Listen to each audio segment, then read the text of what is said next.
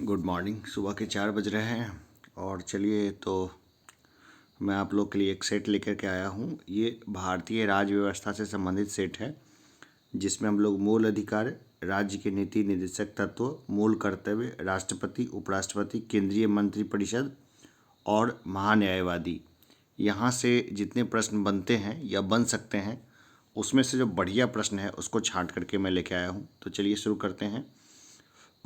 भारतीय संविधान में ये मूल अधिकार से संबंधित प्रश्न है। भारतीय संविधान में जैसा निहित है, निम्न में से कौन सा समानता के मौलिक अधिकार में सम्मिलित नहीं है? देखिए, आर्थिक समानता नहीं है। ठीक है ना, मैं थोड़ा जल्दी बताऊंगा ताकि रिवीजन भी आपका आसानी से हो और ज़्यादा से ज़्यादा जो है आप इसको रिवाइज कर सकें। मौलिक अधिकारों के अंतर्गत कौन सा अनुच्छेद बच्चों के शोषण से संबंधित है? तो देखिए, अनुच्छेद 24, अनुच्छेद 24 जो है वो बच्चों के शोषण से संबंधित है।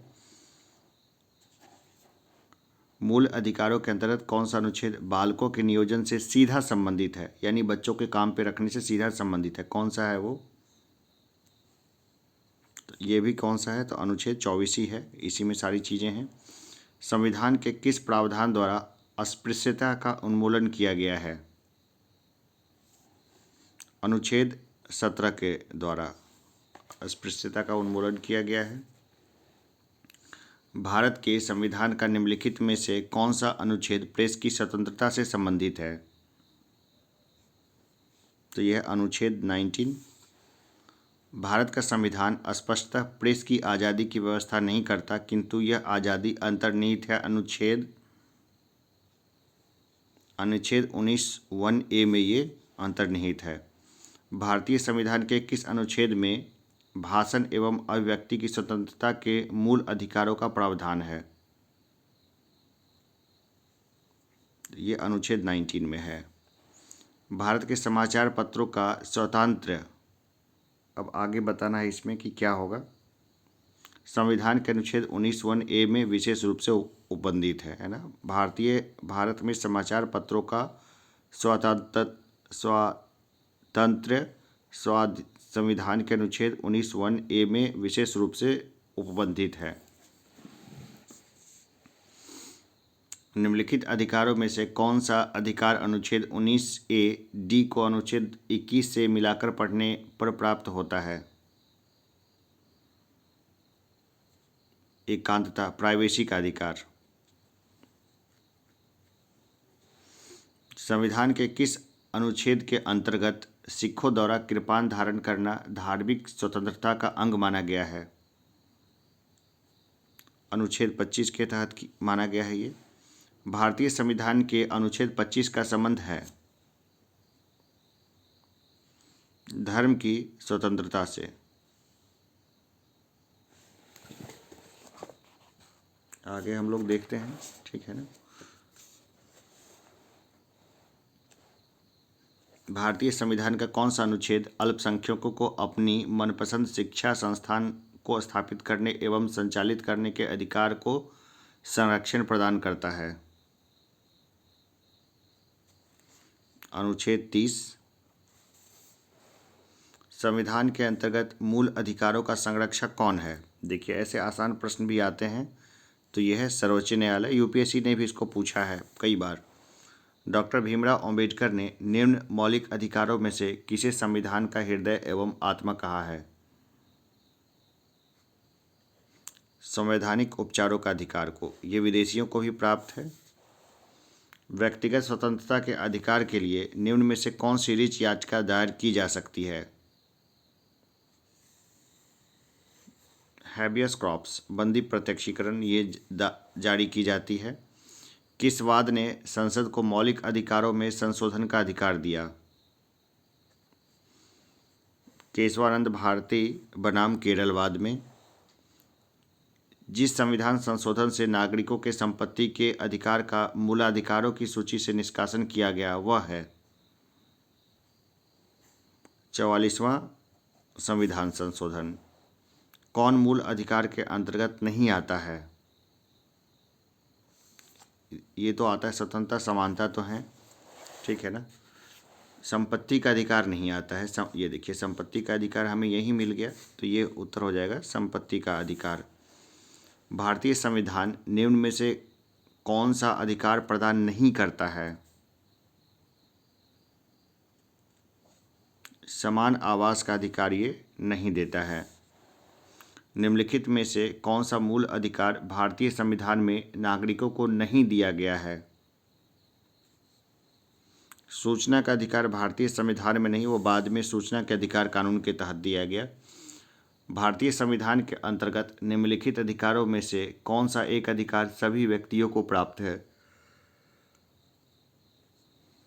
विधि के समान संरक्षण का अधिकार सभी को प्राप्त है। भारत में रहने वाला ब्रिटिश नागरिक दावा नहीं कर सकता है व्यापार और व्यवसाय की स्वतंत्रता के अधिकार का। निम्नलिखित में से कौन सा मूल अधिकार विदेशी नागरिकों को प्राप्त नहीं है? अभिव्यक्ति की स्वतंत्रता का अधिकार विदेशियों को प्राप्त नहीं है। वैसे ये पूरा सही नहीं होगा, मूवी बना के तो लोग अपनी अभिव्यक्ति की स्वतंत्रता करते ही हैं, लेकिन ये घोषित रूप में नहीं है। भारतीय संविधान द्वारा प्रदत्त निम्न में से कौन सा अधिकार गैर नागरिकों को भी उपलब्ध है? तो देखिए, ये है संवैधानिक निराकरण का अधिकार, ये गैर नागरिकों को भी उपलब्ध है। भारतीय संविधान की प्रस्तावना में प्रयुक्त समाजवाद शब्द को निम्नलिखित किस अनुच्छेदों के साथ मिलाकर पढ़ने से सर्वोच्च न्यायालय को सामान्य कार्य के लिए समान वेतन का मौलिक अधिकार परिभाषित करने की शक्ति प्राप्त हुई? अनुच्छेद 14 तथा 16 को एक साथ पढ़ने पर यह शक्ति प्राप्त हुई। भारतीय संविधान के निम्नांकित अनुच्छेदों में से कौन सा एक लोक नियोजन के विषय में भारत के सभी नागरिकों को अवसर की समानता की प्रत्याभूति प्रदान करता है? अनुच्छेद 16(1) और 16(2)।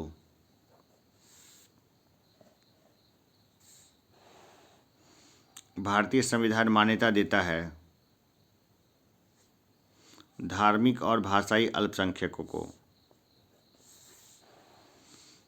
निम्न में से कौन सा एक अधिकार राष्ट्रीय आपातकाल तक में भी समाप्त या सीमित नहीं किया जा सकता है? व्यक्तिगत स्वतंत्रता तथा जीवन का अधिकार।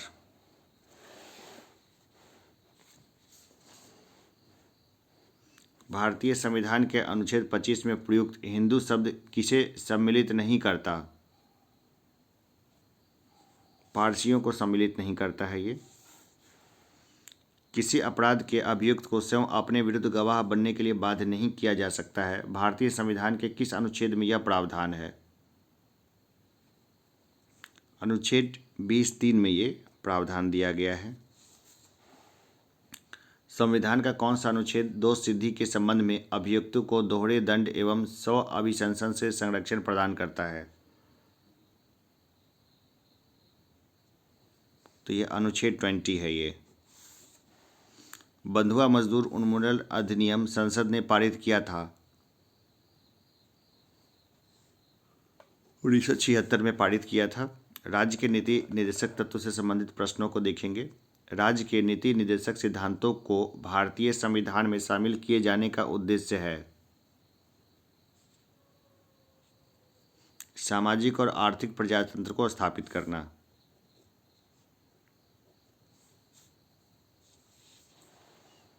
कल्याणकारी राज्य की संकल्पना का समावेश भारत के संविधान में है राज्य के नीति निर्देशक तत्वों में है। भारतीय संविधान में सम्मिलित नीति निर्देशक तत्वों की प्रेरणा हमें किस संविधान से प्राप्त हुई? आयरलैंड के संविधान से।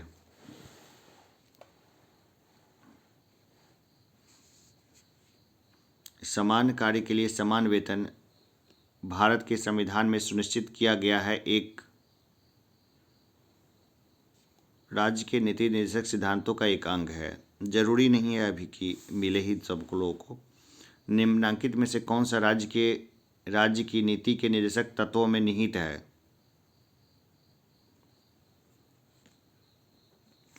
पुरुषों और स्त्रियों दोनों का समान कार्य के लिए समान वेतन हो। भारत में निम्नलिखित में से किसके अंतर्गत पंचायती राज प्रणाली की व्यवस्था की गई है?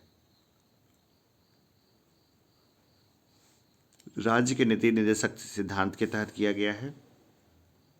राज्य के नीति निर्देशक सिद्धांतों के निम्नलिखित अनुच्छेदों में से कौन सा अंतर्राष्ट्रीय शांति और सुरक्षा के संवर्धन से संबंधित है? तो यह अनुच्छेद 51। संविधान के किस अनुच्छेद के द्वारा उद्योग के प्रबंधन में कर्मकारों की भागीदारी का प्रावधान किया गया है? अनुच्छेद 43A। निम्नलिखित में से कौन संविधान के 42वें संशोधन द्वारा नीति निर्देशक तत्वों में नहीं जोड़ा गया? समान आचार संहिता, ये नहीं जोड़ा गया है। निम्नलिखित में से कौन एक राज्य का नीति निर्देशक तत्व नहीं है? 14 वर्ष की आयु तक के बच्चों को निःशुल्क शिक्षा, ये नहीं है नीति निर्देशक तत्व, ये तो मूल अधिकार में आ गया है। निम्न में से कौन राज्य के नीति निर्देशक सिद्धांतों में सम्मिलित नहीं है? सूचना का अधिकार नहीं है। निम्नलिखित में से कौन सा नीति निर्देशक तत्व है? समान नागरिक संहिता नीति निर्देशक तत्व है, अभी लागू नहीं किया जा सका है, गोवा में लागू है। राज्य के नीति निर्देशक सिद्धांत एक ऐसा चेक है जो बैंक की सुविधा अनुसार अदा किया जाता है, किसने कहा था? केटी शाह ने कहा था इसको। मूल कर्तव्य से संबंधित प्रश्नों को देखेंगे। निम्नलिखित में से किसकी संस्तुति पर भारतीय संविधान में मूल कर्तव्य शामिल किया गया? स्वर्ण सिंह समिति ने बोला था पहले। भारत के संविधान के किस भाग में मूल कर्तव्य उल्लिखित है? भाग 4A में है मूल कर्तव्य।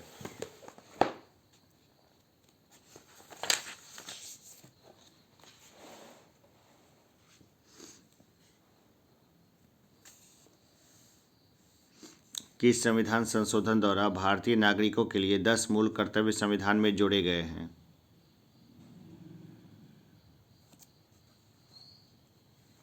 तो ये 42वें में जोड़ा गया है। भारत के नागरिक के मूल कर्तव्यों का विवरण संविधान के किस भाग में दिया गया है?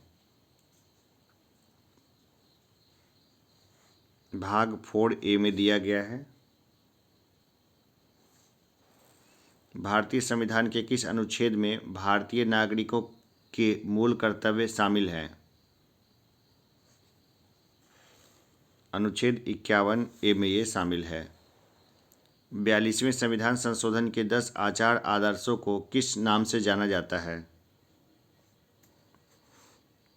मौलिक कर्तव्य के नाम से जाना जाता है। संविधान में नागरिकों के मूल कर्तव्यों की व्यवस्था 42वें संविधान संशोधन के द्वारा किस वर्ष की गई? 1976 में की गई थी ये। निम्नलिखित में से भारत में मौलिक कर्तव्य कौन सा है? हमारी मिलीजुली संस्कृति की समृद्ध विरासत को संरक्षित करना।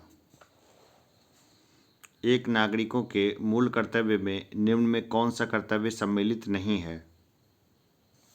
चलिए ये वाला तो होगा नहीं।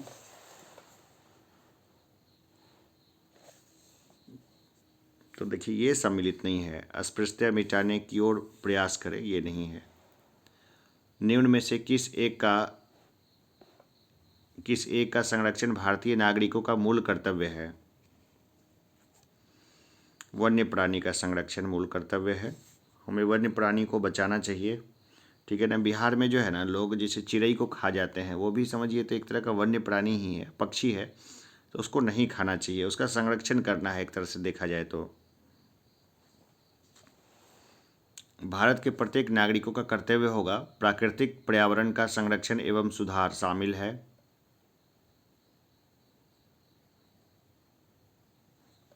तो यह है अनुच्छेद 51A में। निम्नलिखित में से कौन सा एक मौलिक कर्तव्य नहीं है? राष्ट्रीय महत्व के स्थानों और स्मारकों की रक्षा करना। एक मिनट। रक्षा करना है ना, ये मौलिक कर्तव्य नहीं है। एक बार इसको देख लेंगे इस चीज़ को, ठीक है ना। मुझे सबसे अप्रोप्रिएट यही लग रहा है। राष्ट्रगान का सम्मान करना होगा, प्राकृतिक वातावरण का संरक्षण होगा, और राष्ट्रीय महत्व के स्थानों और स्मारकों को संरक्षित करना है। रक्षा करना जैसा तो नहीं है, संरक्षित करना जरूर है इसका हिस्सा। तो रक्षा करना के साथ हम लोग जा सकते हैं, ठीक है ना। 57 नंबर क्वेश्चन है। आप लोग भी अपने स्तर से एक बार इसको चेक कर लीजिएगा। मुझे तो यही सही लग रहा है। भारतीय संविधान के अंतर्गत निम्नलिखित में से कौन सा मूल कर्तव्य नहीं है?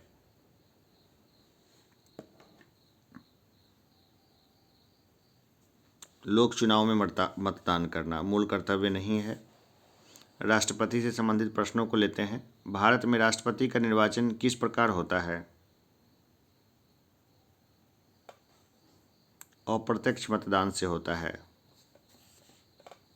राष्ट्रपति का जो निर्वाचन होता है ना, वो अप्रत्यक्ष मतदान के द्वारा ही होता है, प्रत्यक्ष रूप से तो नहीं चुने जाते। भारत में राष्ट्रपति का चुनाव किया जाता है एकल हस्तांतरणीय मत प्रणाली के द्वारा। भारत के राष्ट्रपति चुने जाते हैं राज्यसभा, लोकसभा और राज्यों की विधानसभाओं के निर्वाचित सदस्यों द्वारा।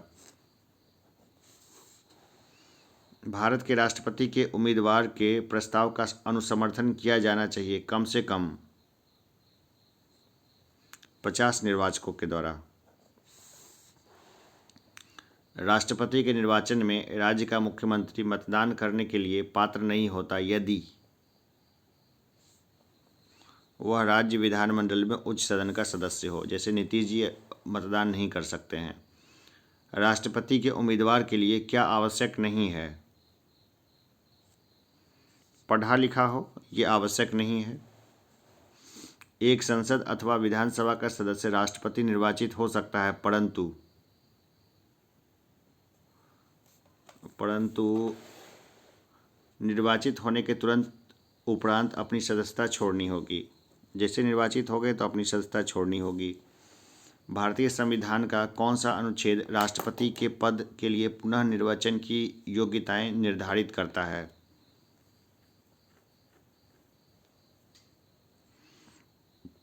अनुच्छेद 57। राष्ट्रपति 5 वर्ष तक अपनी पद पर रहता है अपने पद ग्रहण करने के दिन से। भारत के राष्ट्रपति अपना त्यागपत्र किसको संबोधित करके देते हैं? उपराष्ट्रपति को संबोधित करके देते हैं। भारत के राष्ट्रपति को उसके पद से हटाया जा सकता है संसद द्वारा। भारतीय संविधान के किस अनुच्छेद के तहत राष्ट्रपति पर महाभियोग चलाया जा सकता है? अनुच्छेद 61 के द्वारा। भारत के राष्ट्रपति को कार्य अवधि की समाप्ति से पूर्व भी हटाया जा सकता है महाभियोग के द्वारा। निम्न में से भारत के राष्ट्रपति पर महाभियोग लगाने का अधिकार किसे है? संसद के दोनों सदनों को है महाभियोग लगाने का अधिकार। निम्नलिखित में से कौन सा भारत के राष्ट्रपति के निर्वाचक गण का तो भाग है, परंतु उसके महाभियोग अधिकरण का भाग नहीं है? राज्य की विधानसभाएं। भारत में राष्ट्रपति की मृत्यु, पद त्याग अथवा हटाए जाने पर पद में हुई रिक्ति को भरने की समय सीमा क्या है? ये है 6 माह। यदि भारत के राष्ट्रपति का पद रिक्त हो जाए और कोई उपराष्ट्रपति भी न हो, तब निम्न में से कौन कार्यवाहक राष्ट्रपति होगा? सर्वोच्च न्यायालय का मुख्य न्यायाधीश होगा। भारत का कार्यपालिका अध्यक्ष एग्जीक्यूटिव हेड कौन है? तो यह है राष्ट्रपति। संविधान के निम्नलिखित अनुच्छेदों में से किस एक के अंतर्गत संघ की कार्यपालिका शक्ति राष्ट्रपति में निहित है? अनुच्छेद 53 के तहत है ये। भारतीय संविधान में समस्त कार्यपालिका शक्तियां निहित हैं।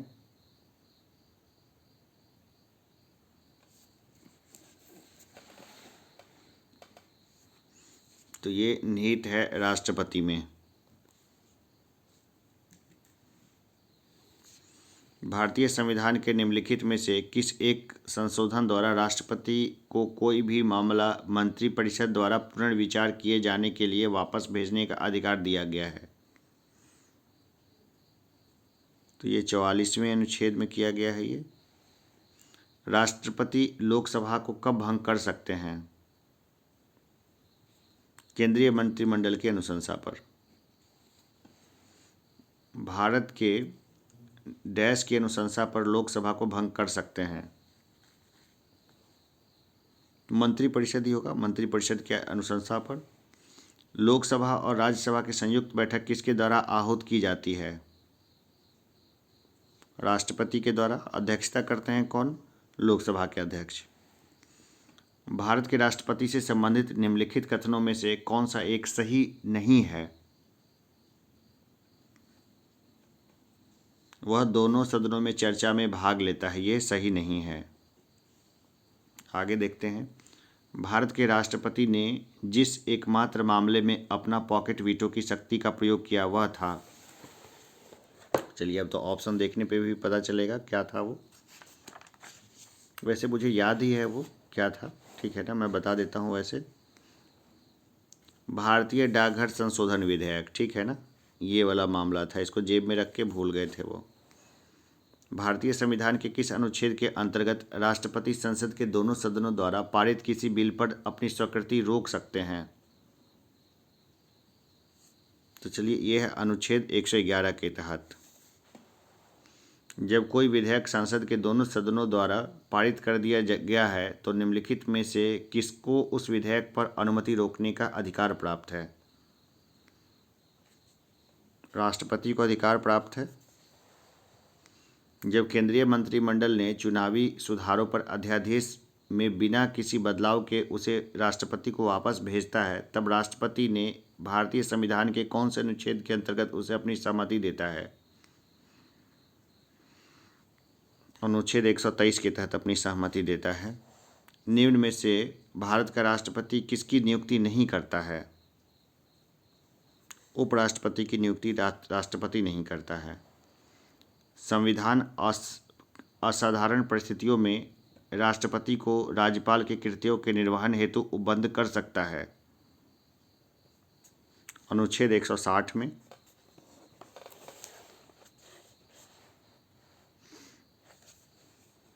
भारतीय संविधान भारत के राष्ट्रपति को अधिकार नहीं देता है राज्यों के मुख्यमंत्री की नियुक्ति का, ये राज्यपाल को ही प्राप्त है। भारतीय संविधान का कौन सा अनुच्छेद राष्ट्रपति को उच्चतम न्यायालय से परामर्श करने की शक्ति प्रदान करता है? अनुच्छेद 143। भारत के राष्ट्रपति को यह अधिकार नहीं प्राप्त है कि वह सर्वोच्च न्यायालय के न्यायाधीश को हटाए।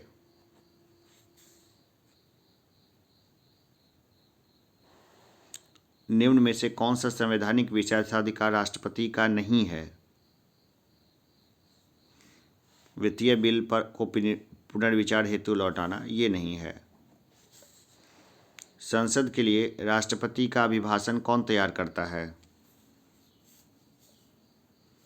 केंद्रीय मंत्रिमंडल, ठीक है ना। संसद के लिए राष्ट्रपति का अभिभाषण कौन तैयार करता है? केंद्रीय मंत्रिमंडल।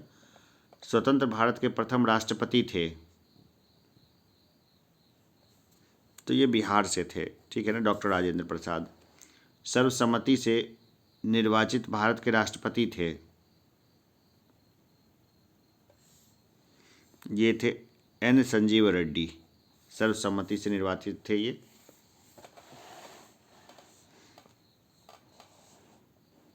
निम्न में से कौन राष्ट्रपति होने से पूर्व भारत के उपराष्ट्रपति पद पर आसीन रहा था? तो ये थे नीलम संजीव रेड्डी। भारत के निम्नलिखित राष्ट्रपतियों में से कौन ट्रेड यूनियन आंदोलन से संबंध रहा है? तो ये थे वीवी गिरी। भारत के निम्न मुख्य न्यायाधीशों में से किस एक ने राष्ट्रपति के रूप में कार्य किया था? जस्टिस एम हिदायतुल्लाह ने काम किया था। श्री रामनाथ कोविंद का भारतीय गणतंत्र के राष्ट्रपति के रूप में क्रम क्या है? तो क्रम 14वां है, 14वां क्रम है। एक विधेयक जो संसद में प्रस्तुत किया जाता है कौन सी क्रिया के बाद अधिनियम बन जाता है? जब राष्ट्रपति अपनी सहमति दे देता है तब वह अधिनियम बन जाता है। निम्नलिखित में से किस भौगोलिक क्षेत्र को अनुसूचित घोषित करने का संवैधानिक अधिकार किसको है? किसी भौगोलिक क्षेत्र को अनुसूचित घोषित करने का संवैधानिक अधिकार किसको है? राष्ट्रपति को है। वह राष्ट्र का प्रतिनिधित्व करता है परंतु राष्ट्र का नेतृत्व नहीं करता है। यह उक्ति निम्न में से किस पर लागू होती है? देखिए सीधा सीधा राष्ट्रपति पे लागू होगी, ठीक है ना। भारत के पूर्व राष्ट्रपतियों में निम्नलिखित में से कौन बिहार का राज्यपाल रह चुका था? डॉक्टर जाकिर हुसैन। उपराष्ट्रपति से संबंधित प्रश्नों को देखते हैं।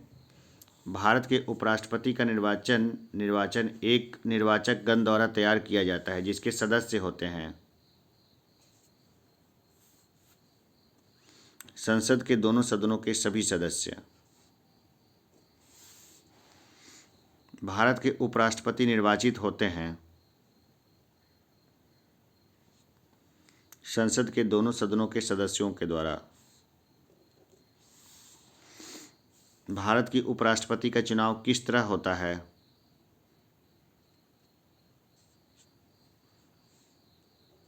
लोकसभा और राज्यसभा के सभी सांसदों द्वारा सीधे चुनाव से।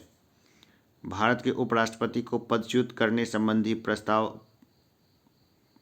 प्रस्तावित किया जा सकता है केवल राज्यसभा में।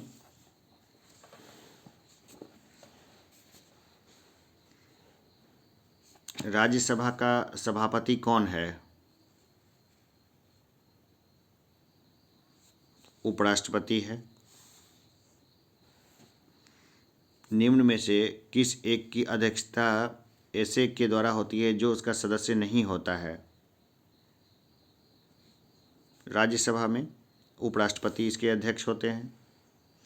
नीचे 4 युग्म दिए गए हैं जिनमें से वह सही युग्म बताइए जिसके दोनों महानुभाव उपराष्ट्रपति बनने से पूर्व राजदूत अथवा उच्चायुक्त के पद पर रहे। देखिए डॉक्टर एस राधाकृष्णन और वीवी गिरी दोनों रहे थे, तो ये उत्तर सही होगा। श्री एम वेंकैया नायडू का भारत के उपराष्ट्रपति के रूप में क्रमांक क्या है? 13वां क्रमांक है इनका। केंद्रीय मंत्रिपरिषद से संबंधित प्रश्नों को देखते हैं। कैबिनेट का तात्पर्य है, कैबिनेट स्तर के मंत्री को कैबिनेट बोलते हैं। कैबिनेट में सम्मिलित होते हैं केवल कैबिनेट मंत्री। देखिए जो उप प्रधानमंत्री होते हैं ना वो भी कैबिनेट में शामिल किए जाते हैं, ठीक है ना। वैसे उप प्रधानमंत्री का पद जो है कोई संवैधानिक पद तो नहीं है लेकिन उसको वो भी कैबिनेट के अंग रहे हैं, जैसे वल्लभ भाई पटेल हो या अन्य हो। तो चलिए आगे देखते हैं। संसदीय शासन में वास्तविक कार्यपालिका शक्ति किसके पास होती है? प्रधानमंत्री के पास होती है।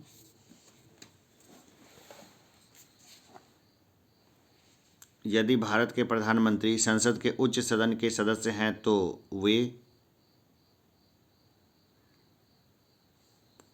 वे अविश्वास प्रस्ताव की स्थिति में अपने पक्ष में वोट नहीं दे सकेंगे। भारतीय संविधान के निम्नलिखित प्रावधानों में से कौन सा प्रावधान मंत्रिपरिषद की नियुक्ति द्वारा पदच्युति को विवेचित करता है?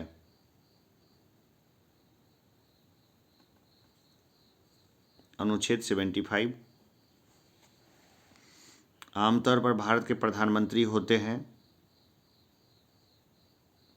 लोकसभा के सदस्य होते हैं आमतौर पे, लेकिन मनमोहन सिंह राज्यसभा के थे। भारत का प्रधानमंत्री बनने के लिए न्यूनतम आयु कितनी होनी चाहिए? 25 वर्ष में कोई सांसद बन जाता है, वो प्रधानमंत्री भी बन सकता है। उप प्रधानमंत्री पद का सृजन संविधान के प्रावधानों से हटकर हुआ है। अभी अभी मैं वही बता रहा था। प्रधानमंत्री को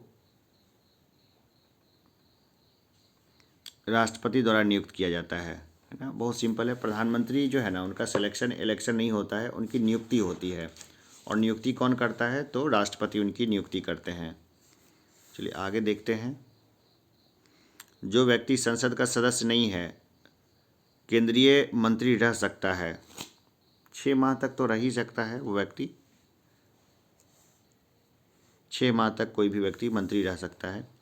भारत में वह मंत्री जो संसद के सदनों में से किसी सदन का सदस्य नहीं है, उसे मंत्री के पद से मुक्त हो जाना पड़ता है 6 माह के बाद। मंत्रिपरिषद उत्तरदायी होती है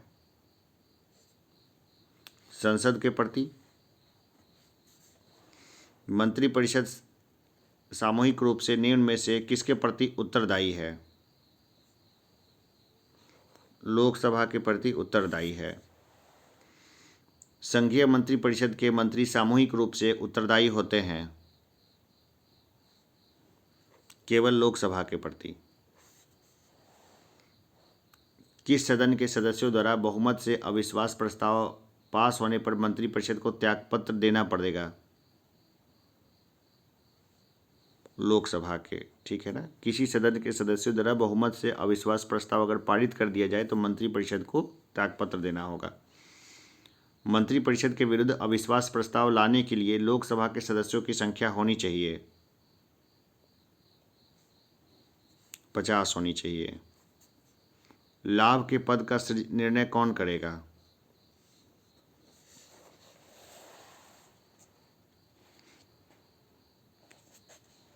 तो संघीय संसद या राज्य विधानमंडल है ना, यही लाभ के पद के बारे में बताएंगे।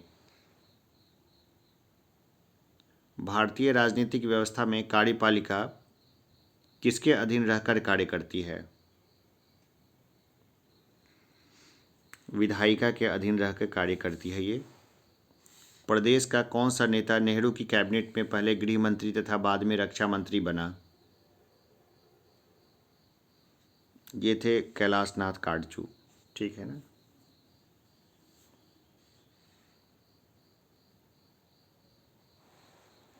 स्वतंत्र भारत के प्रथम वित्त मंत्री थे श्री R.K. शनमुखम चेट्टी। निम्नलिखित में से कौन सा शब्दावली भारत के संविधान में उल्लिखित नहीं है? बजट का कहीं उल्लेख नहीं है, सीधा दिखता है। कई बार ये आ चुका है प्रश्नों में और खूब ज़्यादा इसकी चर्चा होती है। जब जब बजट आता है तो ये बताया जाता है। भारत के किस प्रधानमंत्री की मृत्यु देश के बाहर हुई? लाल बहादुर शास्त्री की मृत्यु ताशकंद में हो गई थी।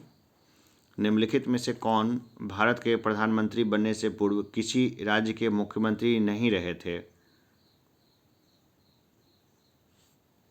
चंद्रशेखर कहीं के मुख्यमंत्री नहीं रहे थे।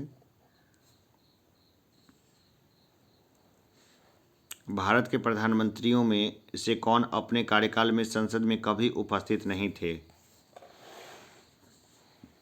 देखिए, ये थे चौधरी चरण सिंह। ठीक है ना। वो कभी उपस्थित नहीं रहे थे। यहाँ पर आ जाएगा चौधरी चरण सिंह।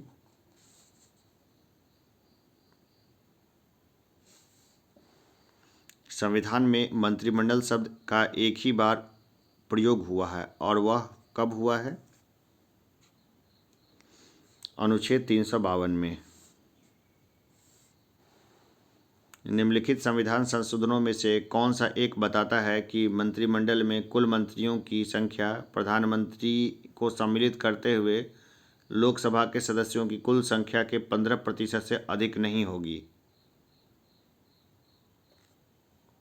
51वां संशोधन बताता है।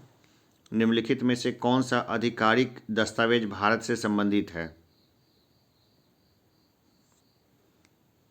श्वेत पत्र भारत से संबंधित है।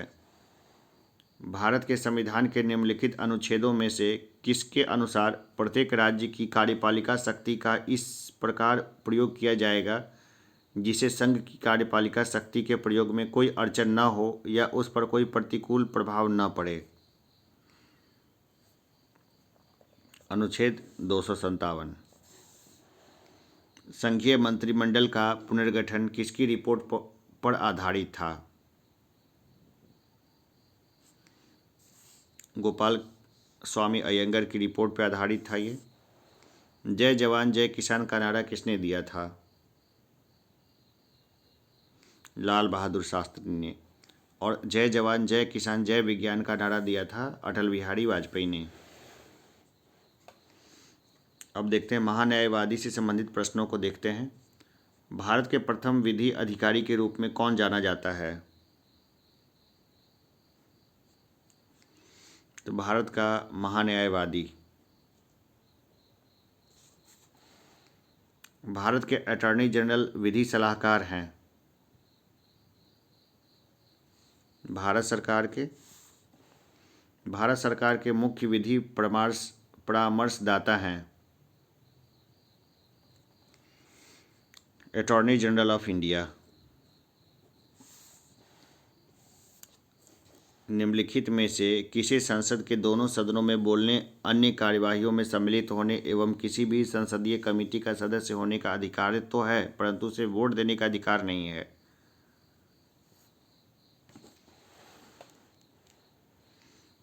यह है भारत के अटॉर्नी जनरल। निम्नलिखित में से कौन संसद के दोनों सदनों में से किसी भी सदन की कार्यवाही में भाग ले सकता है? तो यह महान्यायवादी यानी अटॉर्नी जनरल। निम्नलिखित में से किसे संसद को संबोधित करने का अधिकार प्राप्त है? भारत के महान्यायवादी को। सॉलिसिटर जनरल निम्न में से क्या होता है? कानूनी सलाहकार होते हैं सॉलिसिटर जनरल। कानूनी विषयों पर राज्य सरकार को कौन परामर्श देता है?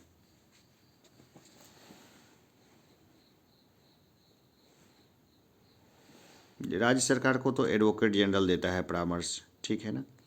तो ये 150 जो प्रश्न है उसका हमने सॉल्यूशन देखा है और इसी तरह जैसे कि और भी सेट्स आते रहेंगे, मतलब कोई प्रश्न जो है ना आपको छूटेगा नहीं, खास करके जो प्रश्न पॉलिटी वगैरह से संबंधित है वो नहीं मिस होगा। तो चलिए अभी के लिए इतना ही, फिर हम लोग अगली क्लास में मिलते हैं। क्लासेस रेगुलर वे में होती रहेगी। तब तक के लिए धन्यवाद।